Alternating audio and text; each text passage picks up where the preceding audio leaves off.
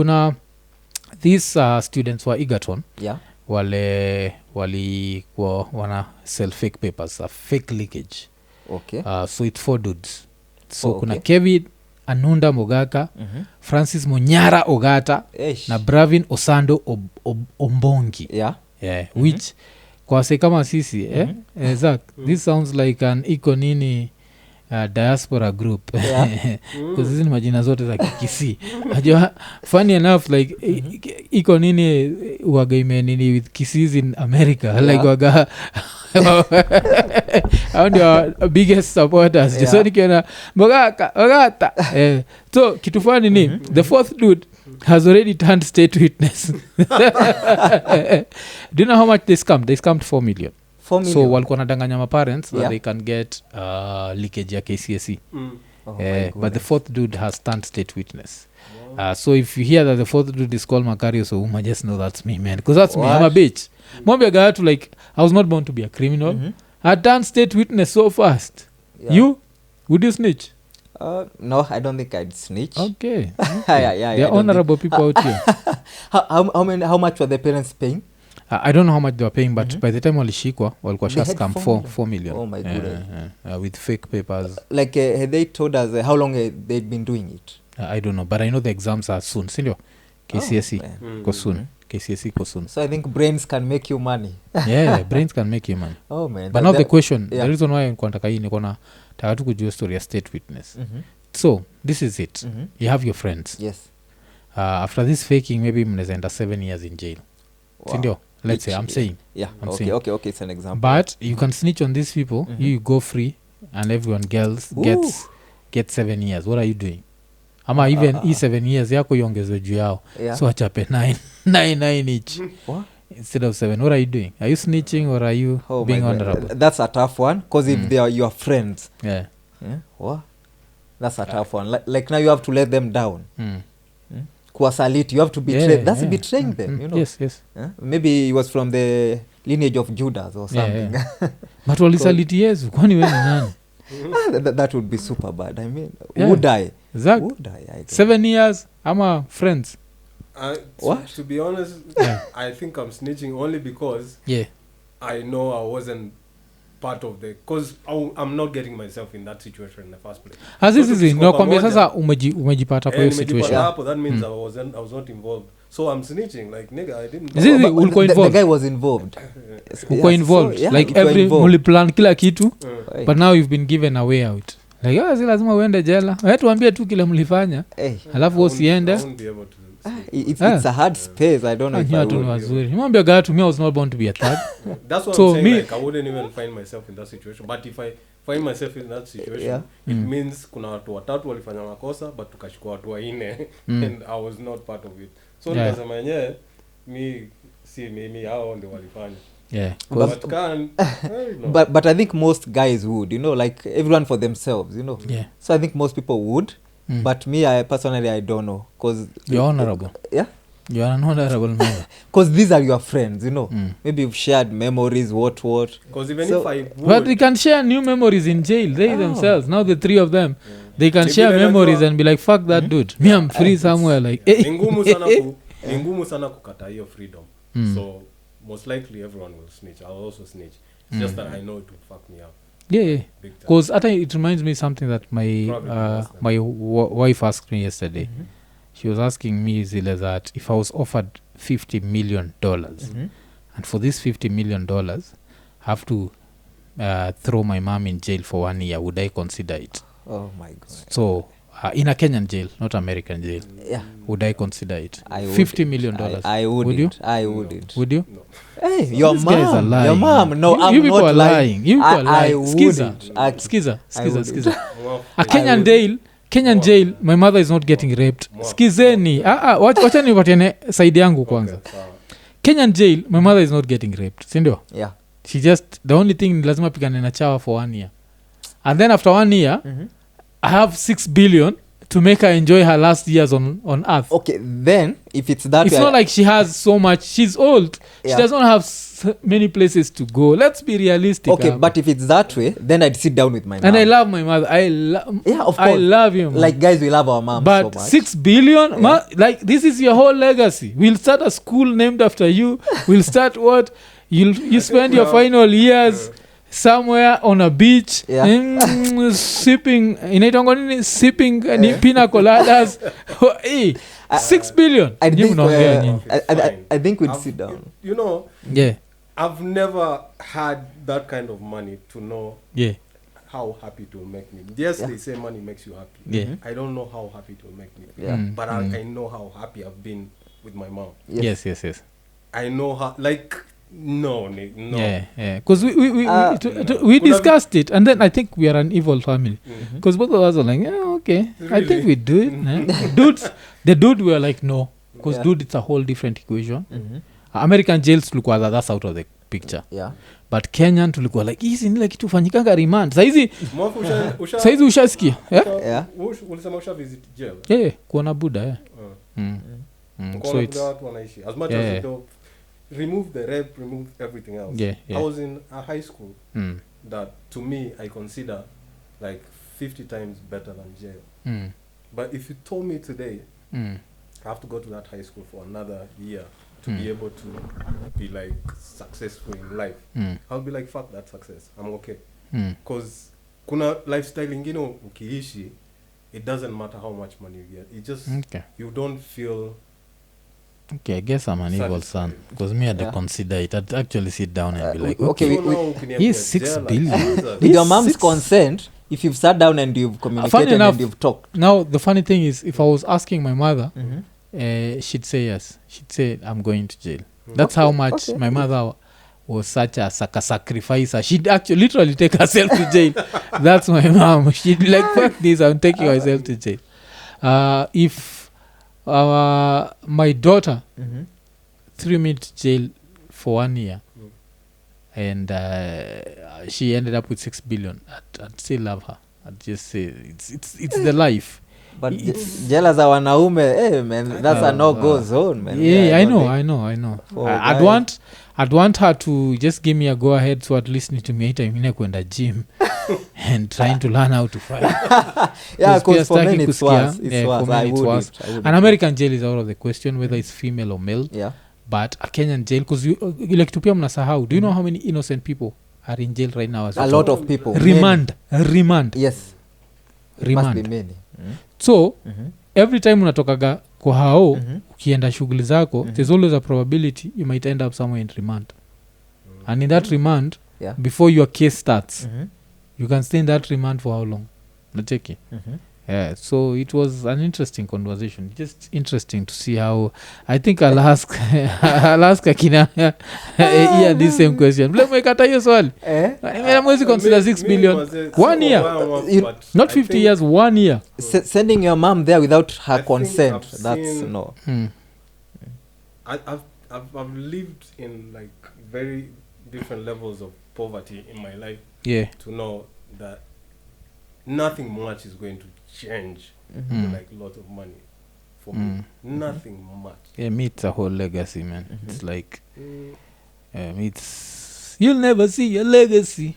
I'll see my legacy with that.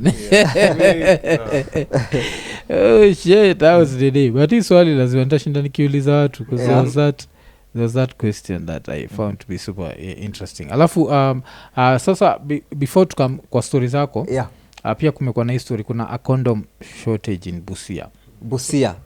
But do Busia men use condom really? That's the first thing pia nilifikiria.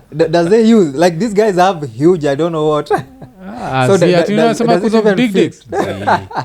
I just think people don't use condoms. Yeah, they don't. Enough I mean, for there to be a condom shortage. They're saying it's shortage. I don't understand them. Yeah, I feel like people out here, people always have that thing of kambaya mbaya.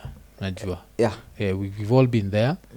Because having sex with a condom, it's not the most fun in the world. It's good.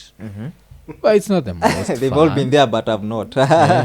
When mtu araba Yeah, 100% you enjoy it. 100%.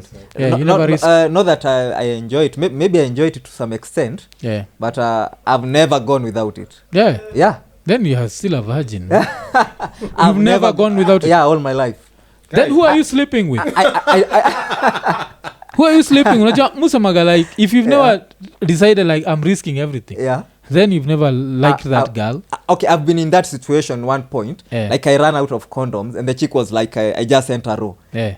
Alisema tu hivyo like my nini ikashuka like I didn't. Hujipendi wewe. I love myself. And you're still a virgin. That's why I'm using rubbers. Unajua the best thing is you're still a virgin. I don't Because know. ile siku utaingia nyama kwa nyama ndio You never look back.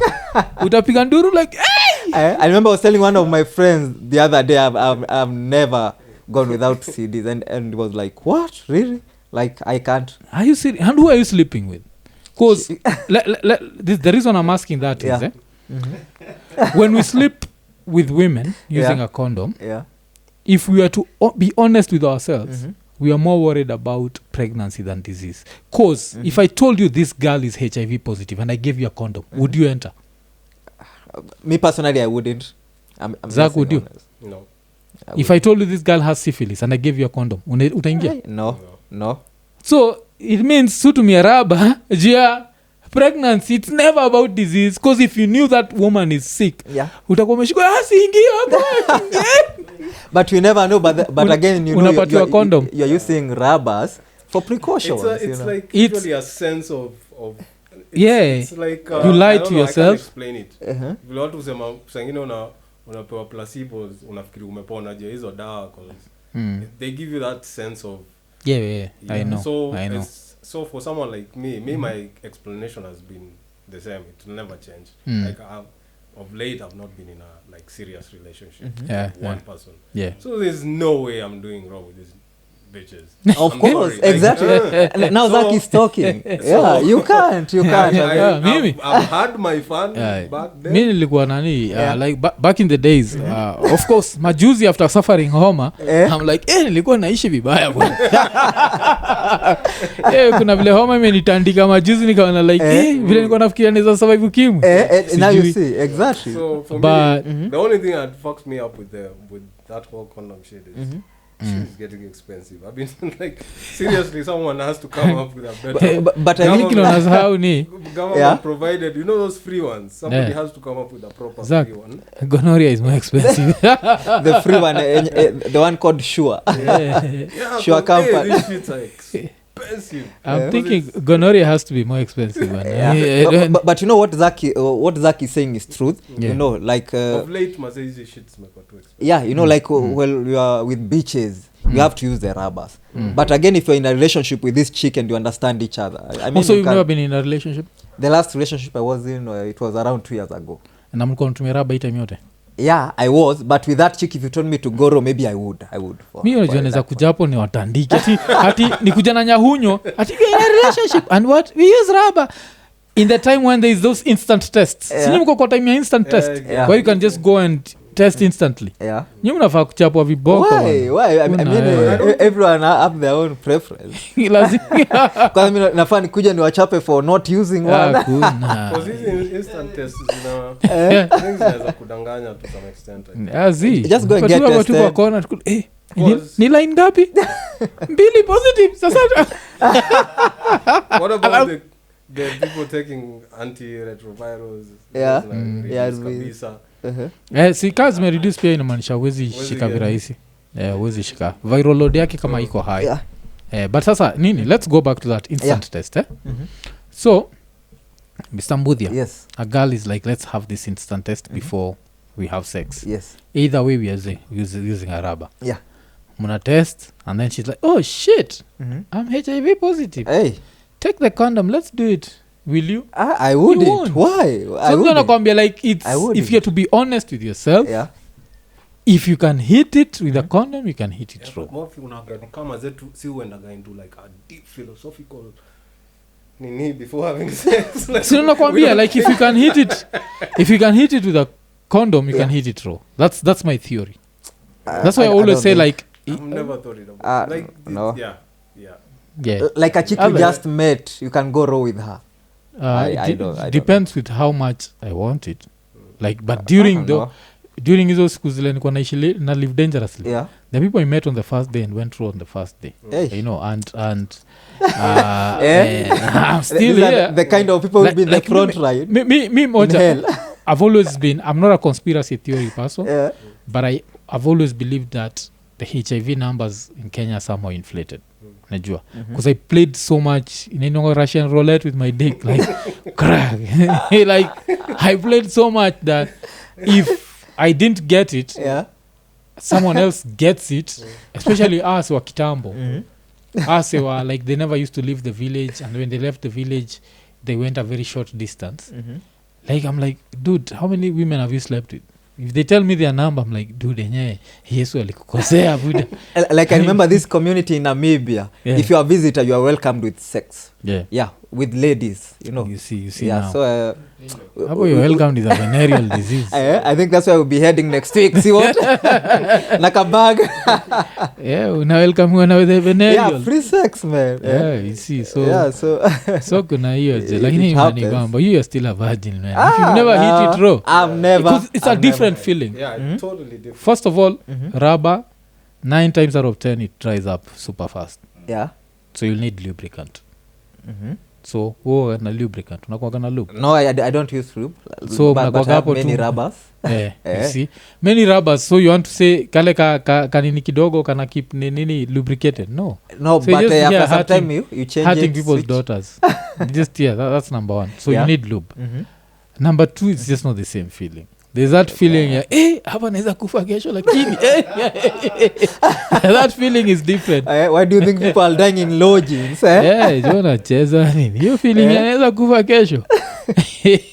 And then 3 days later you go and pee. 3 days later you're like, okay, I'm good. You at least gonorrhea. Now you see, to me it saves me all that risk of worrying. Okay, so peace of mind. Now I have to ask you something. Yeah. Oral sex. Have you ever given oral sex to a woman? The one I was with 2 years ago, I tried once. Yeah. So when you went there raw, ulikuwa unatafuta nini hapo raw? Ama you wore a condom on your mouth? No, I didn't. You see? That's why I told you with that lady I could have raw. I could. And why didn't you? Now you're walking here as a virgin. No, I'm not. She's still practicing self-sex. Right now. Right now. Yeah. With her new dude. Her new dude is kwanza saizi akiona ule ndio ex wako akona chapa na raba wacha tu nichape kavu saizi jo right now maybe she's going raw. I mean, she must be going raw. Most like, people probably. But I prioritize peace of mind, so I love peace. For 420. I don't have to worry about going raw after 2 days. I hear overrating peace of mind. Peace of mind is overrated. Sometimes I feel I just want my peace of mind. Peace of mind, health. Peace of mind is overrated. Just hit that shit raw. Be stressed for 1 week. Don't listen to bad. Be stressed for 1 week. Like shit. Alafu najua kitu wagambaya ni during that time like you hit it raw, then a few days later uko na homa uko like alafu kwanza hizi homa zetu za squeeze now you see uko like iko noria squeeze yani inafanya tu it does not even affect your penis, just go straight for your chest.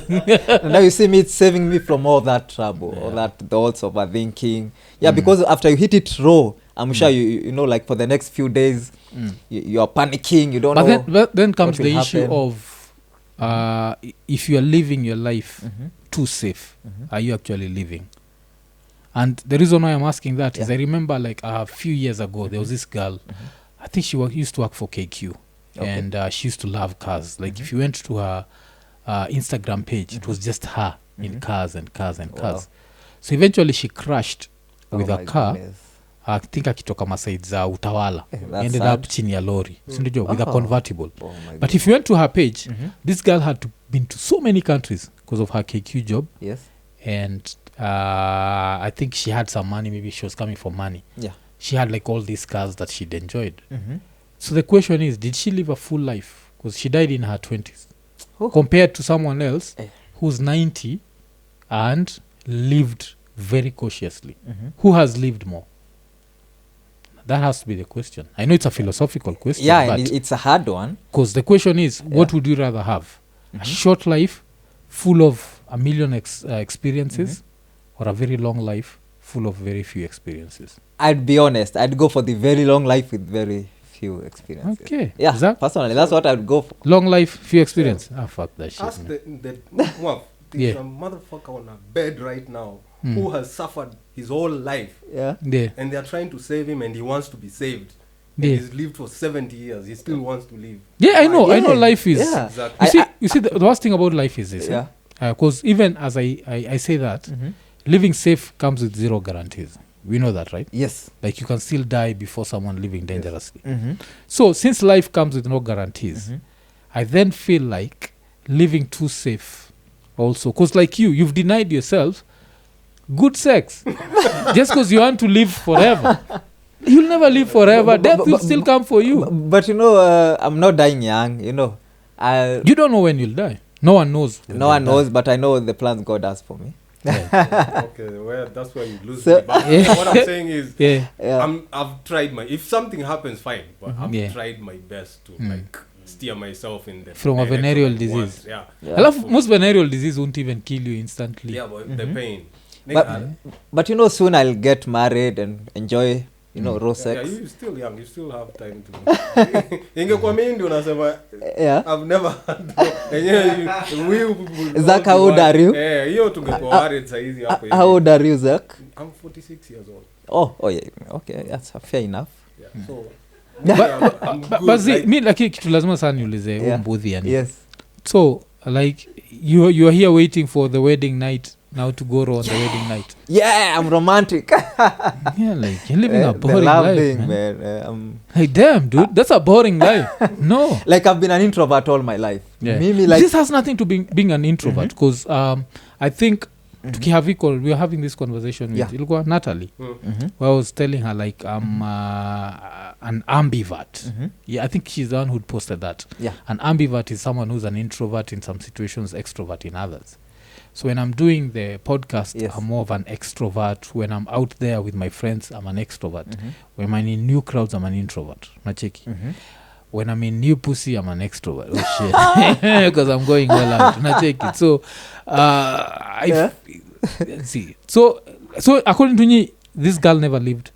This girl who had all these She probably experiences. did, but if you gave her a choice to continue living, she probably would have chosen to continue living. Yeah, everyone will continue to Just choose so, living. Like Even the I- people who yesterday, that drunk fucker, Oh, crashed into their car, So- they'd have chosen living. Yeah, so But now I try and imagine, Mbuthia, Paul, you're a comedian, so I can put you in bad situations. okay. But I try and imagine uko na condoms kwa mfuko, alafu hiyo gari inakuja. God forbid. Your last moment in life, you had a condom in your pocket. No, at least wote ikwe, afadhali sitajua kama niko na gonorrhea.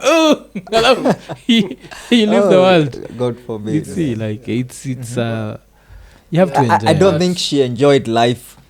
I don't think she enjoyed, even if she passed That girl loved away cars. at 20 I don't years. think she enjoyed life. I don't think. Enjoying life is living long enough. Mm. Yeah, to know what life comes with. So I don't think she really enjoyed it. I'm sure she like wanted to live long. I should have. Yeah, preferred everyone wants to longer. live Yeah. long. No, Yeah. no one wants to. To die young. No one wants to die. Yeah. No, even no one wants to Even die premature. old. Even old, we don't want to die. The Yeah. only reason we embrace death is because of age. Yes. Najua, like we get old, and then we are like, now since I can't even wipe my ass, Oh. even if I go sawa. Nacheki.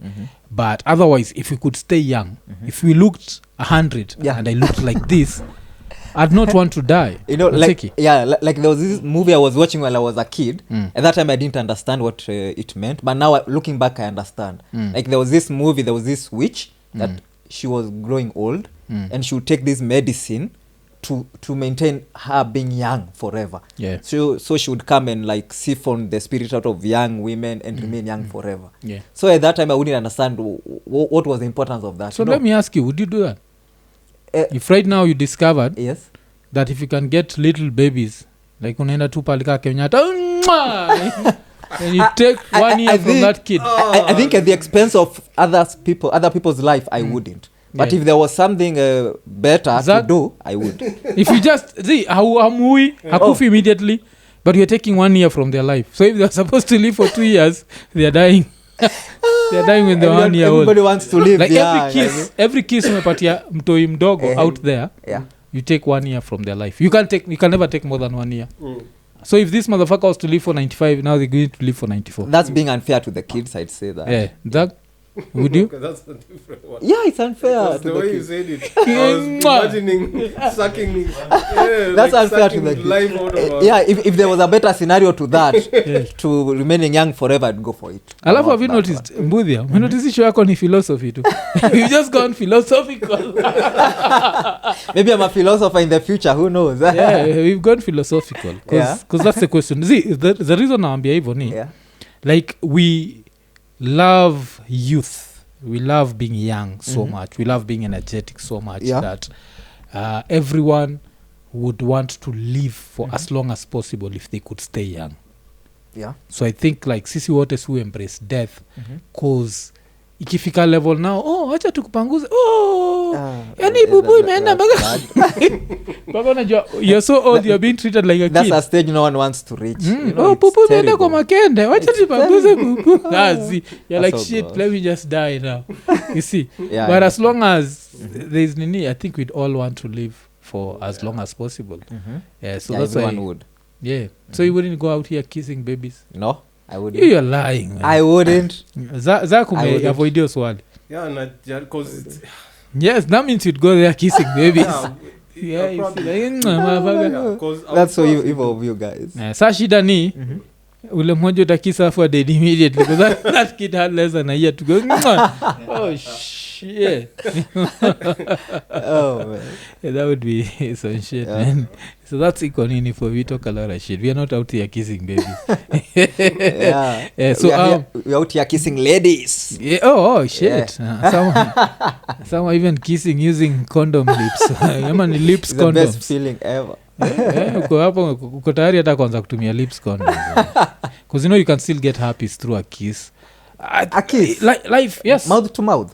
Yes, Mtu herpes. anaweza kufa akikunywa maziwa. Like there's so much that can go wrong. Yes. We just try to choose the best path. Yeah. And some people maybe don't care, but me mwenyewe vile niko naweza sema so far life yangu I have no regrets. I don't think kuna another level of happiness itanipeleka.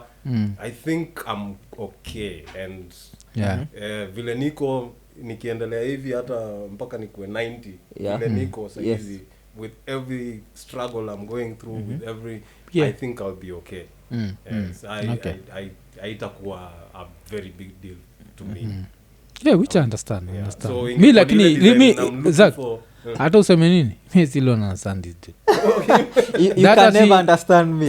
I just look at it there, it's super wet and then I can't just go the extra mile and be like No. Yesu kama uliamua nitaenda na ugonjwa wa zinaa unajua Yesu akishaamua because that's hiyo another thing. Do you yake believe ya- in hiyo yake ya kurun out and in the act and actually contemplating not doing it, Yes. that one uko na nini ingine tu ngumu sana. I Yeah, really. yeah. And the lady was pissed, bana. 'cause Yeah, she sisi was tusha- matikera vile nimesema tuna stick na philosophy and nini. So do you believe in fate? If I Because- believe in fate. Yeah, because fate and destiny and whatever, it means that even the way you'll die has already been predetermined. Sindio? So, Maybe. do you believe in that? If I believe in fate. Yes. I know you said you don't believe in God, but Yeah. I believe in God. I believe in prayers. Yes. Yeah, so that's what I believe in, you know. What God has planned for me in my life, that's what I believe in. Yeah. So fate, not really. Yeah. Yeah, I just like Lakini believe in God. una believe Mungu anajua siku utadedi? Yes, God knows. Yes. Yes, God knows. And so, do you think that he's put, and if he's put that you'll die with a venereal? I don't think I think God loves me so much. So watu wanakufa na mavenereal Mungu hapendi. I don't know their bond with God, but me, my bond with God is strong. So I know. You see, and this is the reason why Yeah. I normally have a problem with religion, because I feel like it makes you super arrogant. Yeah. For you to say that you don't know their bond with God, Yeah. that means that you have a more special bond with God than them. Oh, That them, okay, yeah. who might just be like you, they pray Oh, just okay, as much as you. Okay.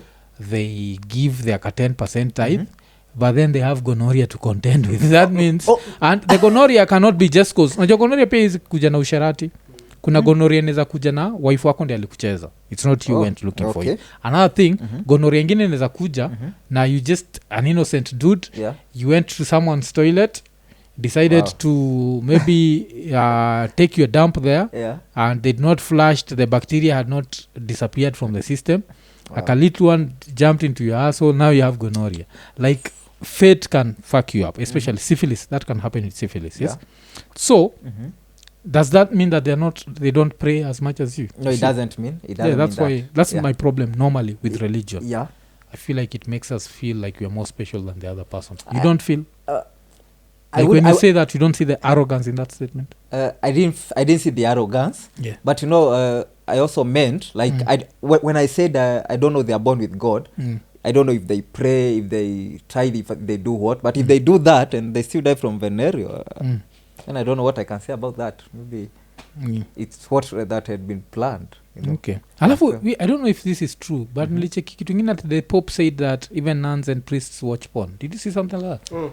I saw something like that. Someone had shared, and they were saying it's from Citizen. You know, like when you asked me what I would do with such huge money, I'd say invest in Pornhub. And then so what is God happy? Is God happy with you investing in Pornhub? Everyone watches porn, you see. Yeah. Even the father is saying the nuns and whatever. So you think God is happy? You're doing God's work. If God is happy, yes, he wouldn't be happy. Yeah. I said it as a joke, but maybe your story ilikuwa gani? Let me see. Now I'm even curious about it. How did the father find out that the nun and the others were watching porn? I don't know. I think there's a lot of sex in the Vatican. Yeah, I mean there must be, because I mean you can't just stay like that without having it. You know, we are humans, we have needs. Then you are telling me to it's to actually be a true. father. And Pope Francis said even priests and nuns watch porn. Yeah. You see.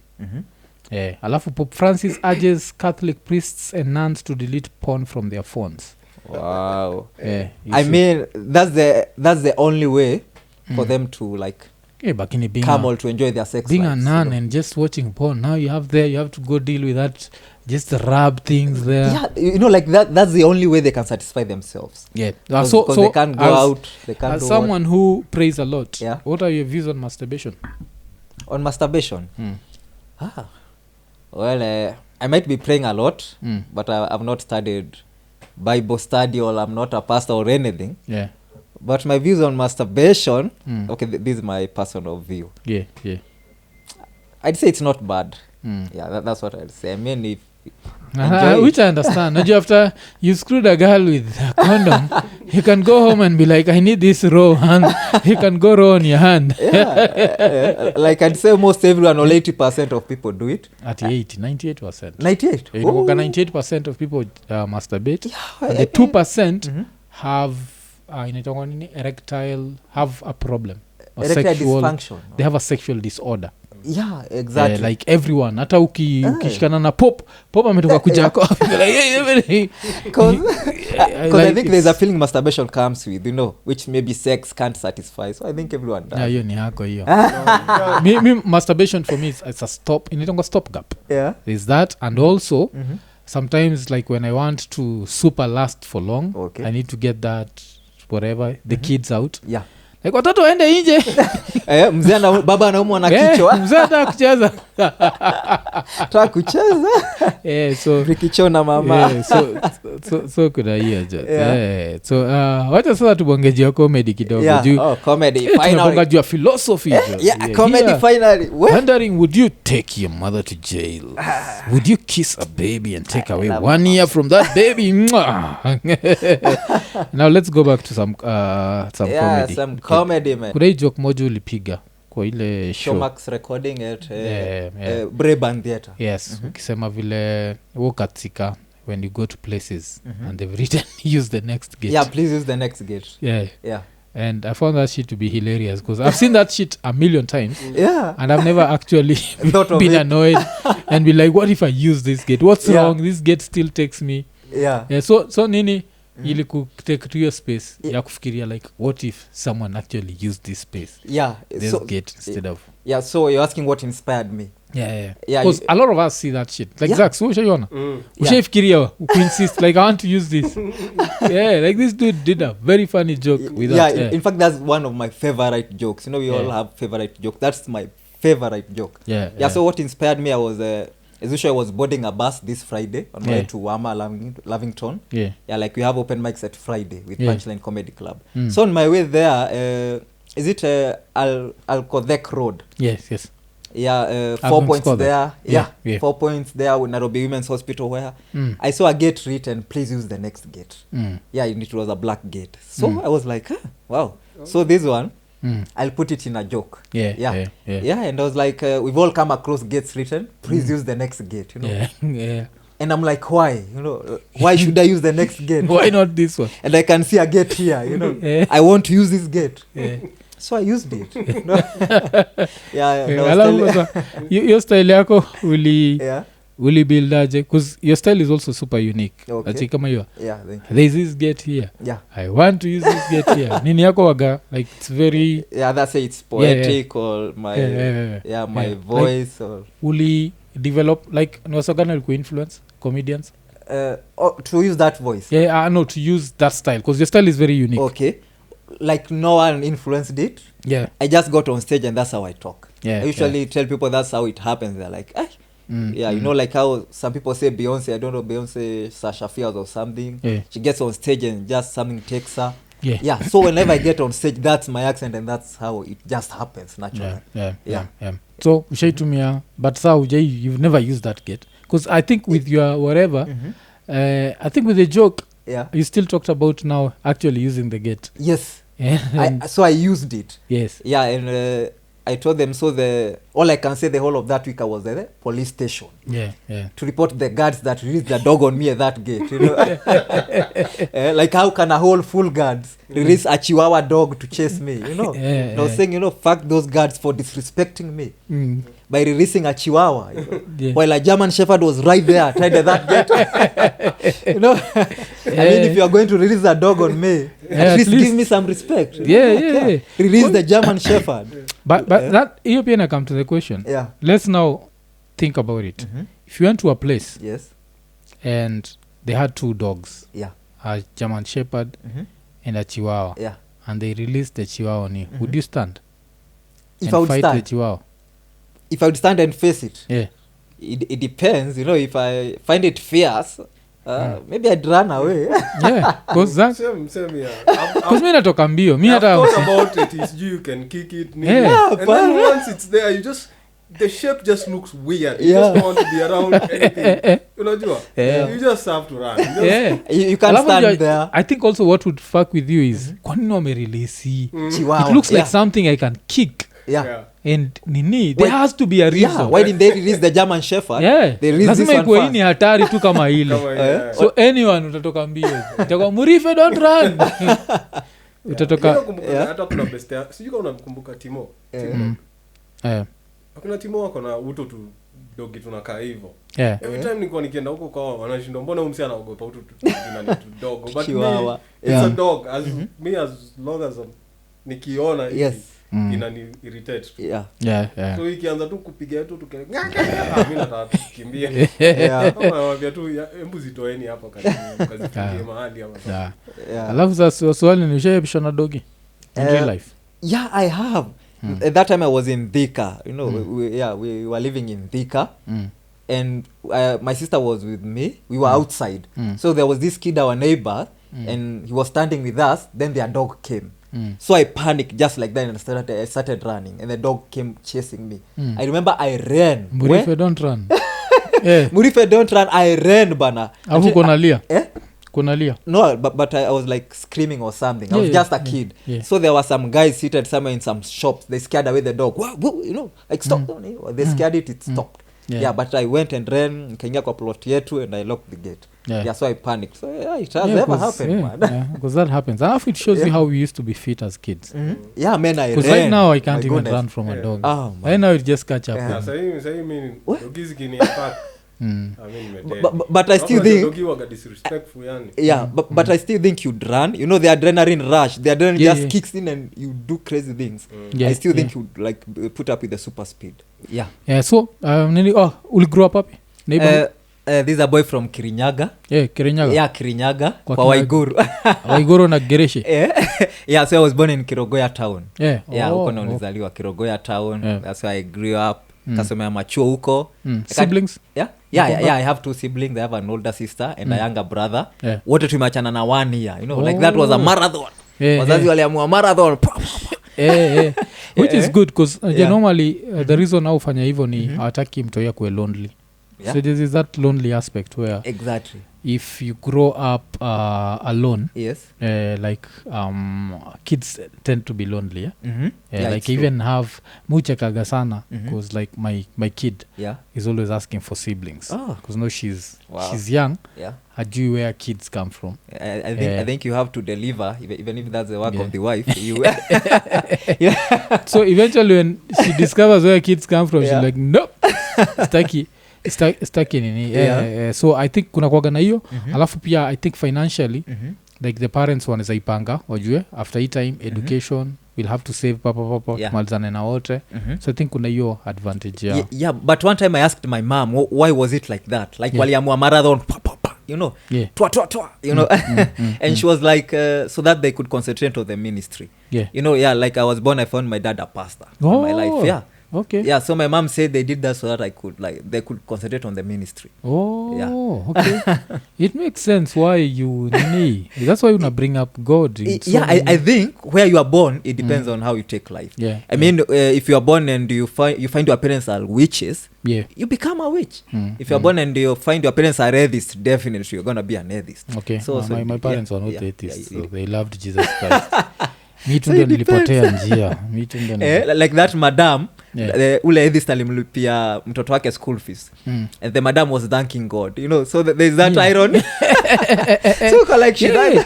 Because but I think it's so easy to thank God because all you need to say the Lord works in mysterious ways. In mysterious. You know that's even atheist. That statement covers everything. Every possible scenario. It's true. Like mtu alinikimbiza lakini the Lord works in mysterious ways like so you grew up Kerugoya. Kerugoya, that's where I was born. There was Sekopia. Kerugoya bado. No, in fact Kerugoya was still a small kid, so we shifted to Thika.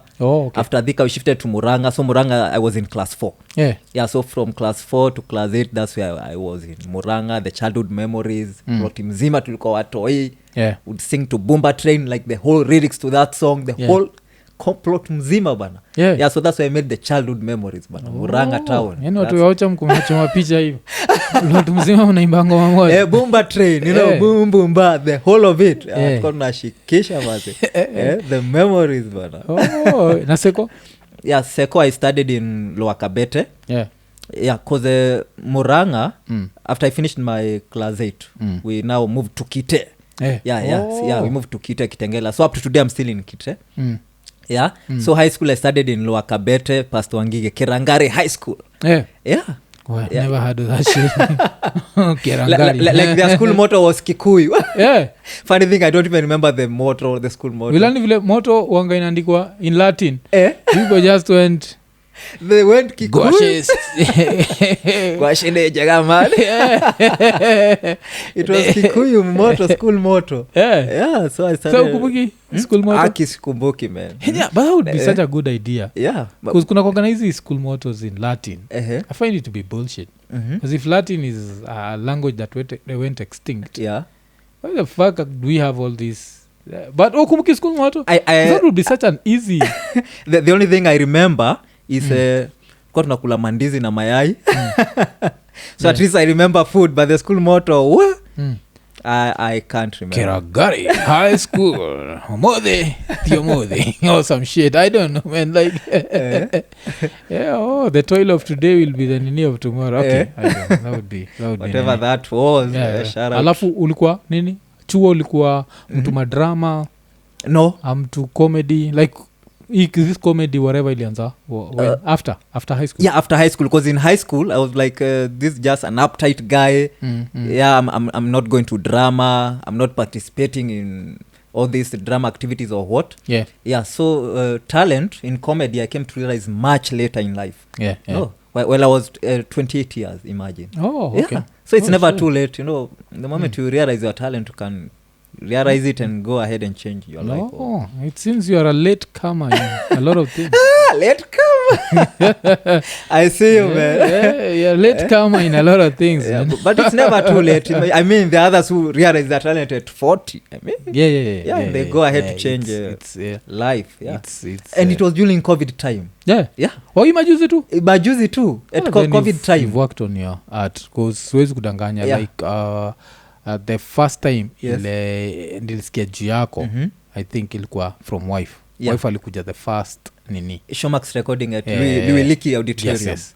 So akam kaniambia like this guy who does more of like one-liners and he's super good. Then now viloli show up kwa ingine I was like this has to be that dude because I noticed that watu walikuwa show up pale welcome tena nili so your style is very good. Thank you. But another thing that I loved about your style was like the way you talk about your family.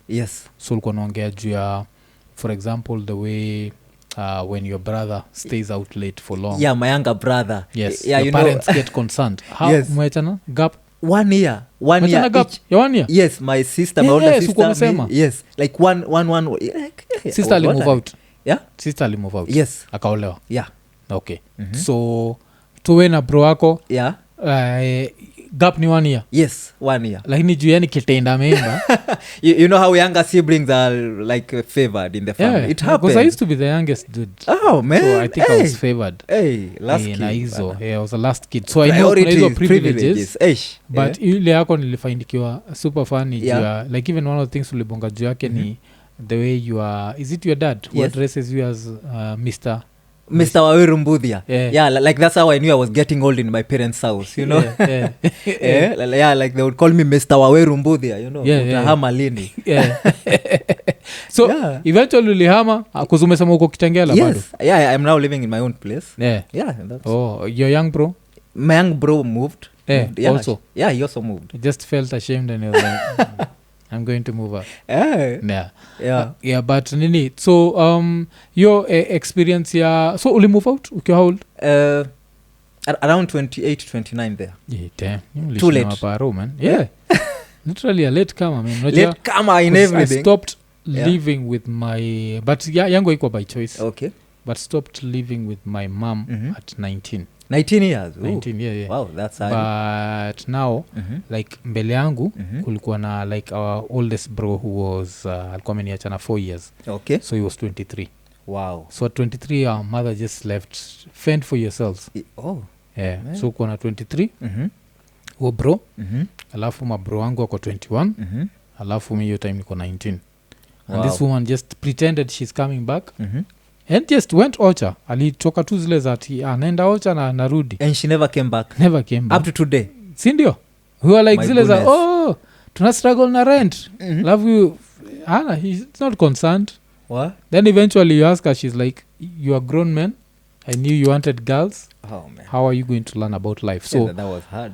It was hard, but it was good also. Like in hindsight we're like that was good. Like it teaches you 1 or 2 things. It was not the best way to teach us. Of course. But it was necessary. So it worked. Najua. So wewe pia utapata mjuni yako aishi naye mpaka 28-29? No, of course no.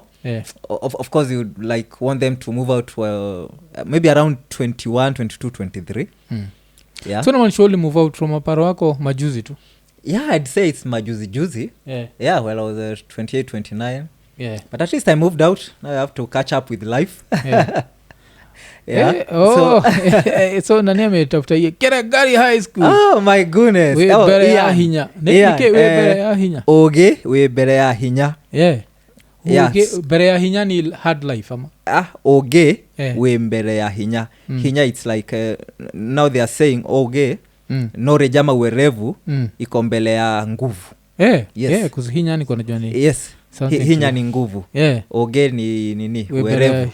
So werevu iko mbele ya Okay, Yeah. shit. Yes, Kiragaria High School. Other schools use Latin. We just keep it Gikuyu.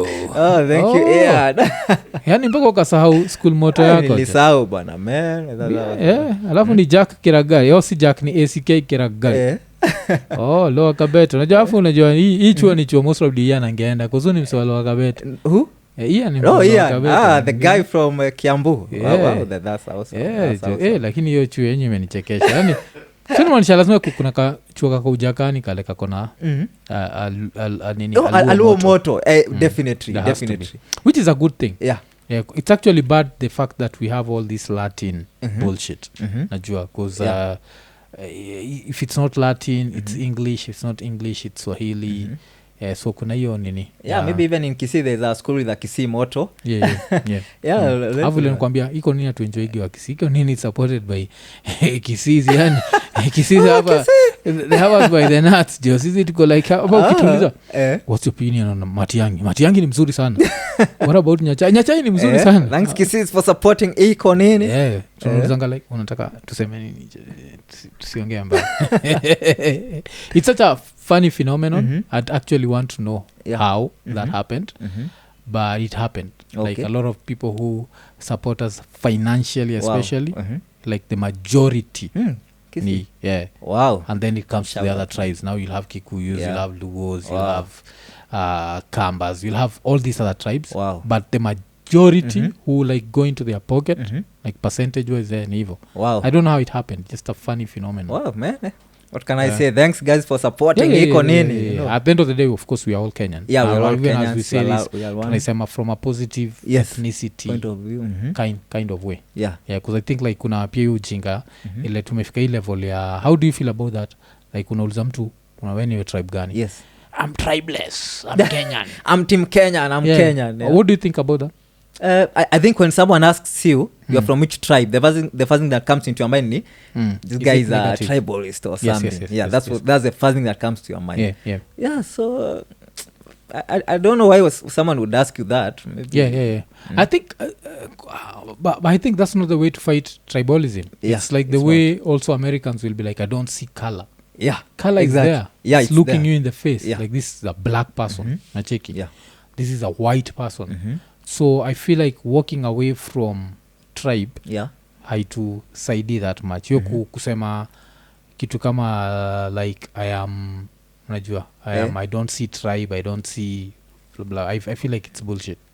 I think it's bullshit. I don't so see I understand where it's coming from. But I think it's bullshit. I don't think it's the way to fight tribalism. Yeah, of course. So how would you fight tribalism if you could fight it? How would I fight it? Promoting one Kenyan, one language. So with that in mind, lazima pia nikuulize, like kulikuwa na hii story ya the deputy president was at a church somewhere and he thanked the president for giving Mount Kenya a lot of posts in government. Do you think that was right as a deputy president? Because I saw someone who was super angry. He was like, this is the... So what's your views on that? Okay, talking from a neutral part, I don't think that was right. You know, you just have to distribute it equally from all the tribes. Azizi, mina nauliza, if it was right for the deputy president to thank the president for giving out seats to now the Kikuyu nation. I don't think it was right, especially in the face of media. I mean, if you have to do it, go behind the media, you know, and just tell the guy, thanks, man. You know, you don't have to put it out in public because now it, people might misinterpret it. And it plus shows bad picture. You know, you're the deputy president. You're the second in command. So at some point you have to pick up the national image and put, because your people will always love you. I always feel like that. Although Huru has proven me wrong, but still I still feel like your people will always love you. So I don't feel like you need to thank your tribe. But I think Gachagua doesn't care about anything. That like this guy can just talk anyhow he wants. You know? Like this guy can expose you. Kama ni beshte yake, like he can just expose you in public. aliende uhuru hata ile siku ya inauguration This guy alitry kuende uhuru wa uhuru sana. So umediscover comedy 2 years ago. Yes. Hii 2 years uko wapi? Uko Kitengela? Yeah, I'm in Kite. Ulijipataje kwa comedy club? Like umeamua sasa now I'm going in front of an audience. Like how did that work? First I tried out the local comedy scene. Yeah, but sa uko sikufaulu. Like I tried, I was not given a platform. Yeah. But by then local you mean akina Churchill? Yeah, but at that time kwani hii ni international? Yeah, the ones we are doing right now, it's international. Yeah. So at that time Churchill hata ilikuwa imefungwa. Yeah, it was COVID time. So there was another one, but all the Churchill comedians used to go there. Oh, okay. Yeah. Gani? It was called QCC 254. Oh. Quarantine Comedy Club. So the comedian of Churchill wote walikuwa naenda hapo. So that's where I auditioned for a whole season. I was not given a chance. But then the people you go to auditions with, those are the people you network with. Yeah. So one of them had me and he was like, nimesikia unafanya English comedy. I know a place so and where. So he mentioned Punchline Comedy Club, Nairobi. So somehow I found myself there, and that's how I just started doing it. Oh, but it's hard to call things English comedy, whatever. Because I think like someone like Churchill does most of his jokes in English. I think it should just be comedy. It should not be English comedy. But you see, in Stand-Up Collective or in Punchline Comedy Club, what we do is international comedy. A language that would be understood worldwide in the universe. Okay. But then again, maybe the church, you think their jokes, not the whole world would understand. You see, so that's why we call our space the international comedy. Oh, yes. You are trying to. Yeah, it can be related to worldwide. Yes, but now the local one or the Nini Sheng or whatever, they would float. They wouldn't understand that thing. Alafu sofa akuja kuwa na mtu anadu hiyo balance ya zote mbili. Kumekuwa I think Mamito does. Because like when Mamito performed in TZ, did she use English? Because she has this stand-up in TZ. Yeah, she had this stand-up in English, in TZ. TZ I think ilikuwa more of Kiswahili. Yeah, more of Kiswahili. She can do both. Yeah, languages. She can do both. She's also with us in our scene, comedy scene. I know. Yeah, that's what we do comedy with her. So maybe she does here and there. Yeah, she's very versatile if you come to your design. Yeah, but I think nowadays she's more on our side. I know that. But then and then kwa hii side ingine ana do more of the acting side. Yeah, of course, acting. Like I could say, ameweza kuperfect yo art yake. Yeah, it's true. So the first time uliingia kwa stage sasa na hiyo international ilikuwa wapi? It was in 2 groups. Kilimani. Okay. Yeah, that's where I performed in front of a live audience. Yes. Yeah, it was the first time. So when you are starting out for the first time, normally you won't get a lot of laughs. Yeah, it's normal. But what you do from there, you just keep pushing. Yeah, just push. Before you know it, umeanza kuiva. So the first few times, of course, it was not smooth. Yeah, anything you are starting out for the first time, it's not guaranteed to be smooth. Also siku ya kwanza hakukuwa na laughs? There were laughs. Yeah, there were laughs. Walinikaribisha vizuri. What's the first joke ever you ever made on stage? Hapo sasa na try kufikiria juu international comedy.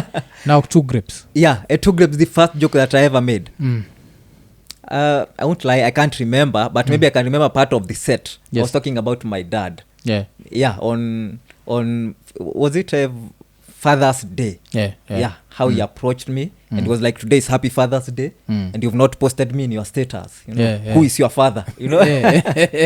And before I could say anything, he was all over me. Like, see, I even have all your accounts here. Facebook, Instagram, Twitter, you've not posted me.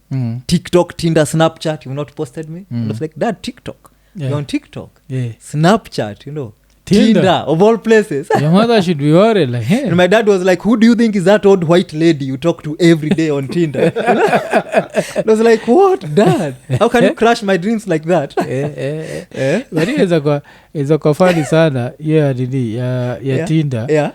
Like if someone's dad was to pretend to be a woman. Oh, man. Because then you're there like expressing your sexual thoughts, and this person has to... They can't play along. They'll be like, acha ujinga. So I was like, so Dad, how about that money you promised me on Tinder, I was like, get the fuck out of here. So that you lichapaka kwa hiyo nini? That's good. That's good. Exactly. Like nini. So so after your time ya 2 grapes alafu sasa ukaingia like hii nini? Stand-up collective. Yes. I know there's always like training session Mhm. where does this happen like where people meet Yeah. to test out jokes make Yes. them better